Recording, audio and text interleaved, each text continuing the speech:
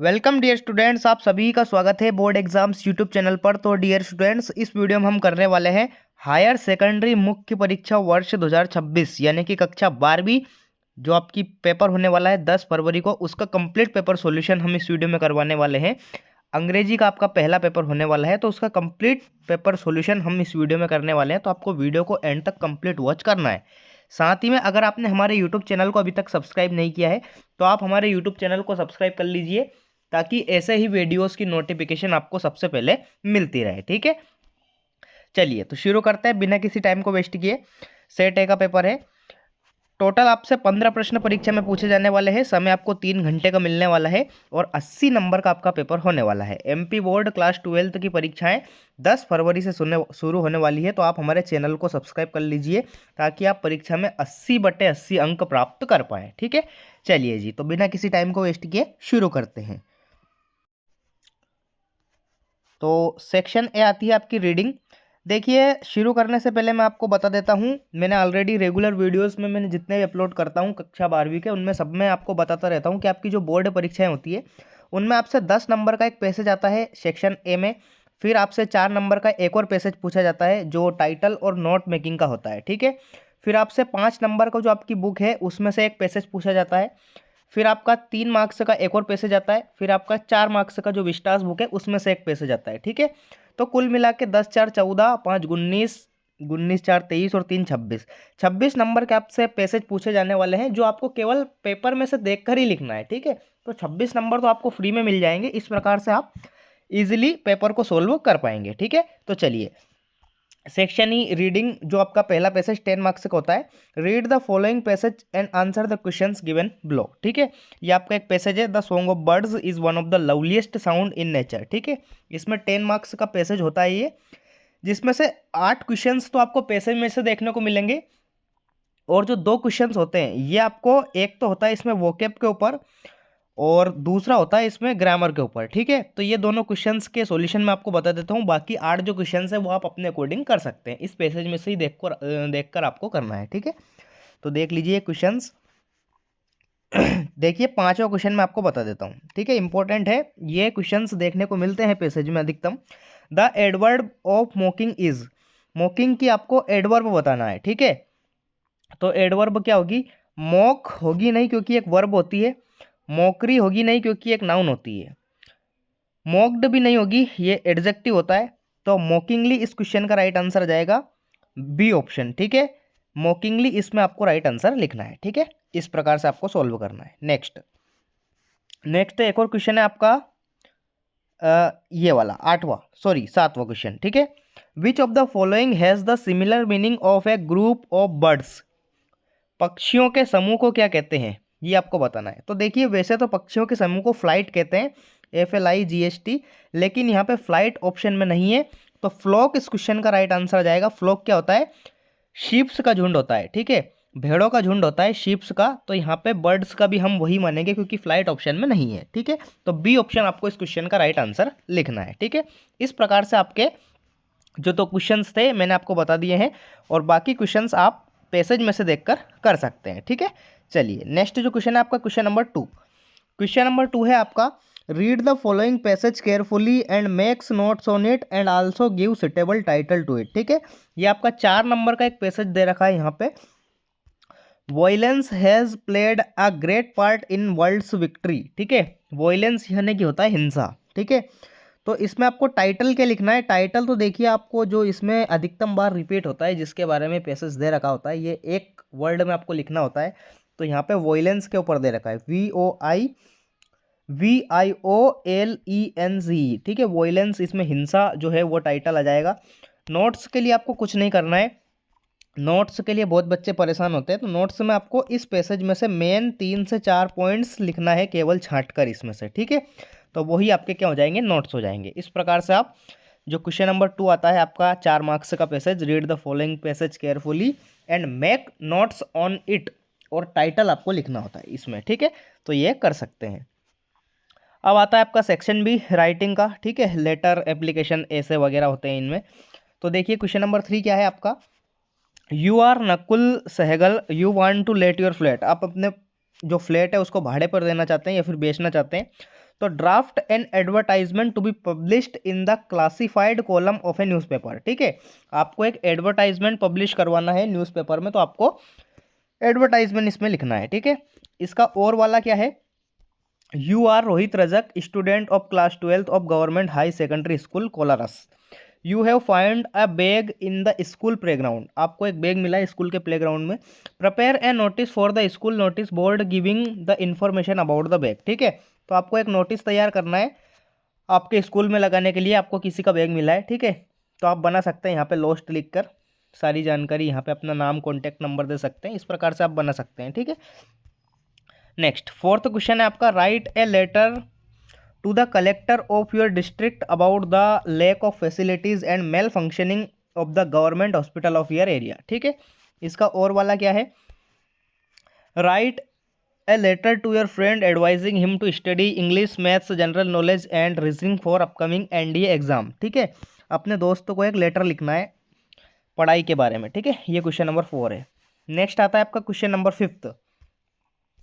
You have witnessed an accident, आपने एक accident देखा है। Right a report for a newspaper about the accident using the following inputs. ठीक है, ये कुछ पॉइंट्स दे रखे हैं, इनको आपको देखकर एक रिपोर्ट तैयार करनी है। ठीक है, एक्सीडेंट हुआ है, यहाँ पे ये पॉइंट दे रखे हैं, व्हेन, वेयर, कहाँ पे हुआ, कैसे हुआ, people, vehicle involve, loss of life and property. ठीक है, इजीली आप कर सकते हैं। नेक्स्ट है आपका और वाला, right a short paragraph on any one of the following topics in about 120 words. ठीक है, इसमें से आपको पैराग्राफ लिखना है इन चारों में से किसी एक पर। ठीक है, 120 वर्ड्स में, तो बिल्कुल आप कर सकते हैं इसको इजीली। ठीक है, ये हो जाएगा आपका क्वेश्चन नंबर 5वां।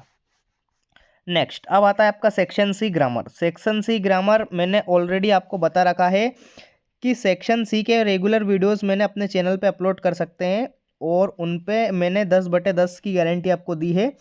जो उस वीडियो की लिंक है वो कमेंट बॉक्स में पिन है, तो आप उस वीडियो को जाके जरूर देख लीजिए। ठीक है, सेक्शन सी कंप्लीट मैंने उस वीडियो में समझा रखी है। ठीक है, तो देखते हैं यहाँ पे फिल इन द ब्लैंक्स आते हैं।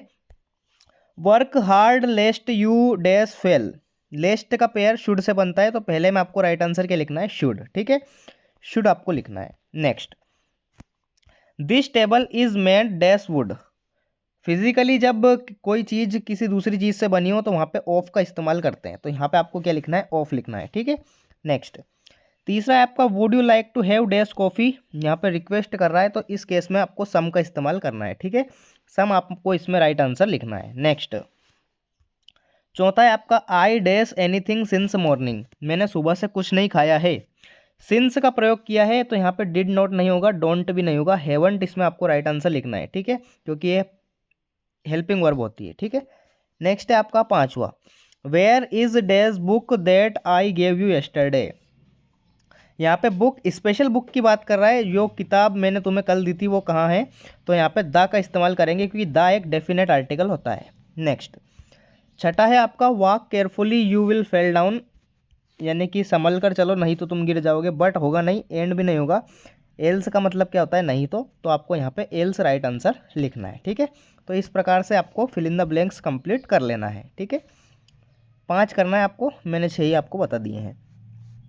नेक्स्ट आता है आपका question number 7, do as directed, any 5 आपको करना है। ठीक है, ये जो डू एज डायरेक्टेड है ये भी मैंने आपको वीडियो में समझा रखे हैं, तो आप कंप्लीट वीडियो वॉच कर सकते हैं, कमेंट बॉक्स में लिंक पिन है, आप उसको जाके जरूर देख लीजिए।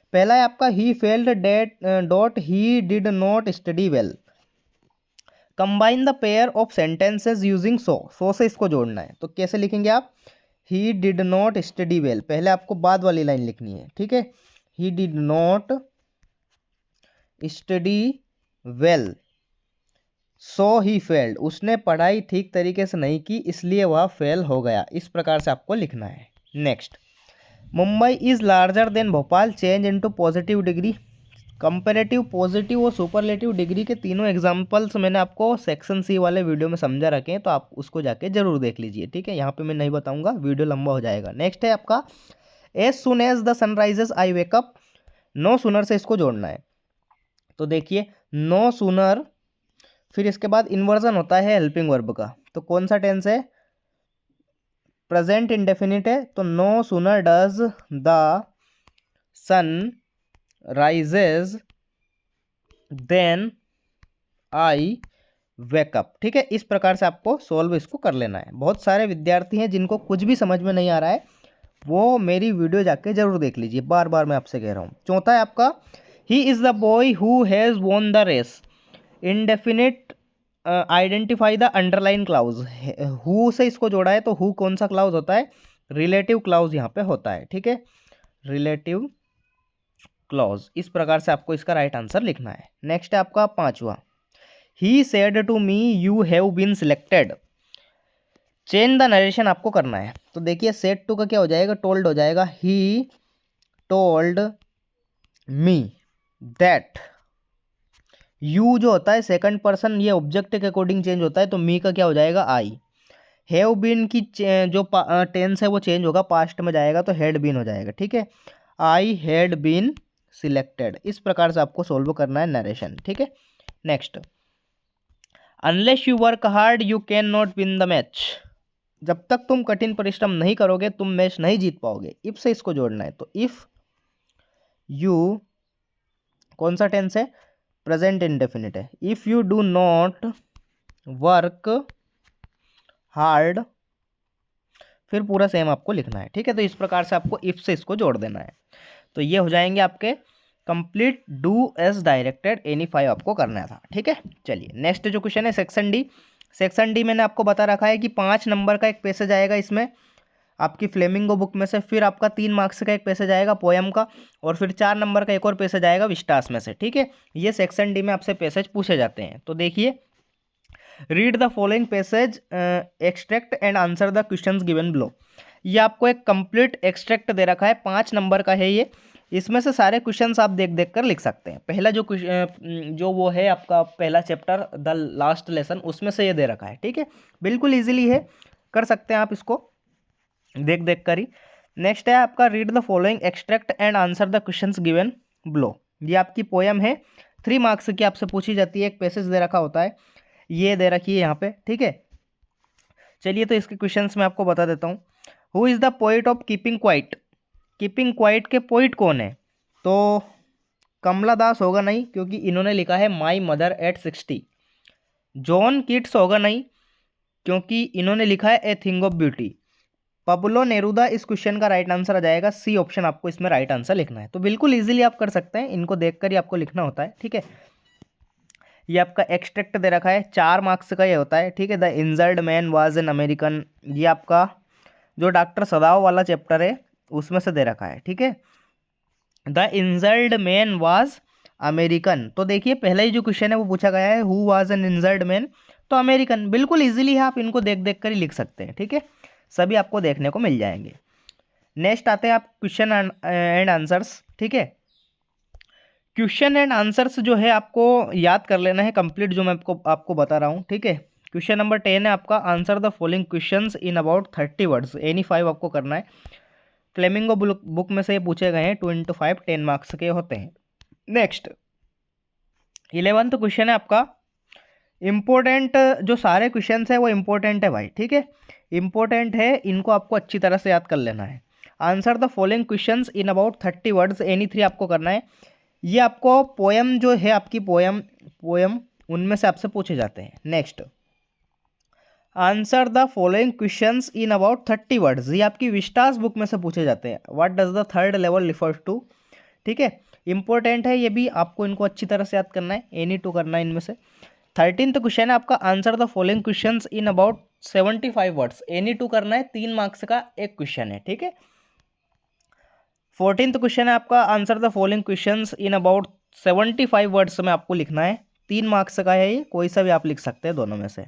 नेक्स्ट 15th है आपका 15वां जो है answer the following questions in about 75 words, कोई सा भी आप कर सकते हैं दोनों में से। ठीक है, कैरेक्टर स्केच लिखना है आपको डॉक्टर सदाव का। ये आपका 15th क्वेश्चन है, 3 मार्क्स का ये क्वेश्चन होता है, विस्टास बुक में से पूछा जाता है। ठीक है, तो कुछ इस प्रकार से एमपी बोर्ड क्लास 12th जो आपका इंग्लिश का पेपर होने वाला है 10th ऑफ फेब को, 10 फरवरी को, उसका कंप्लीट पेपर सॉल्यूशन मैंने इस वीडियो में आपको बता दिया है। आप हमारे चैनल को सब्सक्राइब जरूर कर लीजिए, क्योंकि यहाँ पे आपको बेहतरीन तैयारी कराई जाती है। पिछले साल भी मैंने 80/80 सभी पेपर में छाप दिए थे, तो आप हमारे चैनल को सब्सक्राइब कर लीजिए ताकि आप भी परीक्षा में अच्छे अंक प्राप्त कर पाएँ। तो मिलते हैं अगले वीडियो में, तब तक के लिए टाटा बाय बाय, जय हिंद, वंदे मातरम।